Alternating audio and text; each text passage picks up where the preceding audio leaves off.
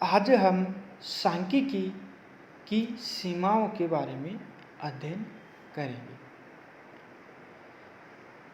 एक महत्वपूर्ण विज्ञान होते हुए भी सांख्यिकी की कुछ सीमाएं हैं।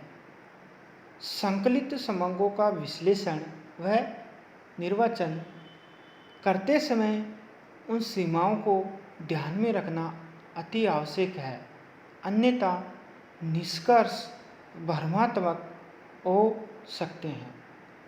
न्यूज होम के शब्दों में सांख्यिकी को अनुसंधान का एक अत्यंत मूल्यवान साधन समझना चाहिए, परंतु इसकी कुछ गंभीर सीमाएं हैं जिन्हें दूर किया जाना संभव नहीं है और इसलिए इन पर हमें सावधानी से विचार करना चाहिए।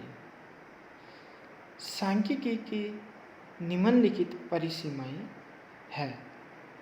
सबसे पहले, सांख्यिकी व्यक्तिगत इकाइयों का अध्ययन नहीं करती है, यानी सांख्यिकी केवल संख्यात्मक तथ्यों का ही अध्ययन करती है, गुणात्मक तथ्यों का अध्ययन नहीं करती है। इसमें केवल उन्हीं समस्याओं का अध्ययन किया जा सकता है जिनको संख्याओं के रूप में व्यक्त किया जा सकता है, जैसे आयु, ऊंचाई, उत्पादन, मूल्य, मजदूरी आदि। गुणात्मक रूप में प्रकट किए जाने वाले तथ्य जैसे स्वास्थ्य, बौद्धिक स्तर, गरीबी आदि का प्रत्यक्ष रूप से सांख्यिकीय विश्लेषण नहीं किया जा सकता। अतः इन समस्याओं के अध्ययन में सांख्यिकीय विधि को केवल सहायक नीति के रूप में प्रयोग किया जा सकता है, जैसे विद्यार्थियों के बौद्धिक स्तर का अनुमान परीक्षा के प्राप्तांकों के आधार पर लगाया जा सकता है। दो नगरों की स्वास्थ्य संबंधी स्थिति की तुलना उनकी औसत मृत्यु दर ज्ञात करके की जा सकती है, परंतु यह इन समस्याओं का केवल अप्रत्यक्ष विवेचन ही होगा। फिर दूसरा है, सांख्यिकीय निष्कर्ष भ्रम पैदा कर देते हैं। सांख्यिकीय निष्कर्षों को भलीभांति समझने के लिए उनके संदर्भ का अध्ययन करना आवश्यक है, अन्यथा वे असत्य सिद्ध हो सकते हैं। उदाहरण के लिए, 3 व्यापारिक संस्थाओं के गत कुछ वर्षों के लाभों की औसत समान होने पर यह निष्कर्ष निकाला जा सकता है कि तीनों में एक सी प्रवृत्ति पाई जा रही है, जबकि उनके संदर्भ के पूरे समूह को अर्थात अलग अलग वर्षों के लाभ के आंकड़ों के आधार पर ये उचित निष्कर्ष निकल सकता है कि एक संस्था उन्नति की ओर अग्रसर है, दूसरी में अवनति हो रही है तथा तीसरी में लाभ सभी वर्षों में लगभग समान है। सांख्यिकी की अगली सीमा है, सांख्यिकी सिर्फ संख्यात्मक तथ्यों का अध्ययन कराती है, ये गुणात्मक तथ्यों का अध्ययन नहीं करती है। फिर चौथा लिमिटेशन है, सांख्यिकी नियम केवल औसत पर ही सत्य उतरते हैं।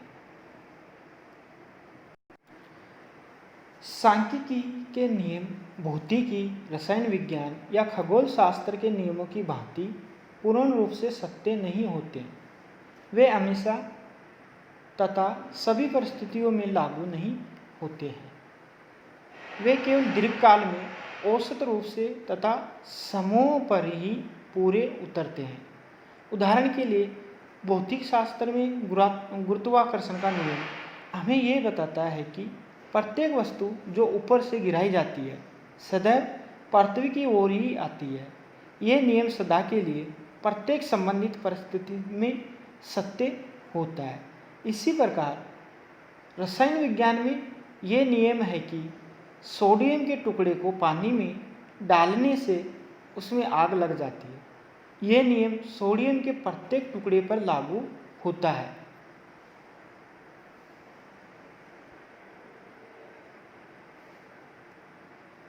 इसी प्रकार चिकित्सा शास्त्र के अनुसार किसी मनुष्य को एनाफिलिस मच्छर के काटे बिना मलेरिया नहीं हो सकता। ये नियम पूर्ण रूप से यथार्थ है, परंतु सांख्यिकी में प्रायिकता सिद्धांत इतना दृढ़, पूर्ण और सत्य नहीं है। इस सिद्धांत के अनुसार यदि हम एक सिक्का उछालें तो वह आधी बार चित गिरेगा और आधी बार पट अर्थात टैल गिरेगा।